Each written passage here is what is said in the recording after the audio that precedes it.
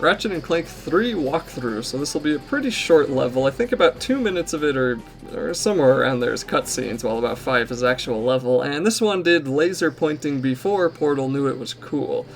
And I just say that because we're going to be redirecting a laser with the refractor that we got as a reward, or that we'll be getting as a reward. So the refractor is right here, and there's still going to be a few enemies we're going to have to deal with, as well as a bunch of boxes that are sitting there, and they'll all blow up if you manage to hit the explosive box before it gets to you, and that's kind of cool. But anyway, this refractor will allow you to stand in the way of laser beams and then refract them in a different direction. And if you don't stand in the beam with the refractor, then you will actually take, I believe, 1 damage. So it's not too terrible, but it is still kind of bad to take more damage than you need to. So be sure to select the refractor, and as you can see, we're starting to get to where our quick select menu is not being fully, it's not being, what do you want to call it? It's not empty anymore. It's only got 3 slots left, and that's gonna, be like the other 2 Ratchet and Clank games, where you're gonna have more weapons that you can hold in your quick select. But this game, I believe, gives you a second quick select menu that you can switch to. But it's something that I don't actually use very often, and I probably should have, but for some reason I just found it easier to switch to the start menu than anything else.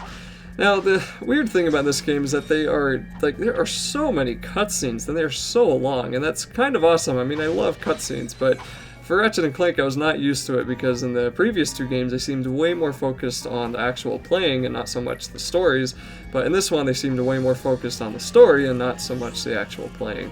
So anyway, as you can see, you just need to set the lasers into the different points, and then when this one is kind of acting weird, you can move this bolt into the ground with Ratchet's wrench, and then you can move the laser into the place that you need to. And that's pretty much going to be the formula for the rest of this level. Just defeat the enemies, do a few of the puzzles, and that'll be it for this video.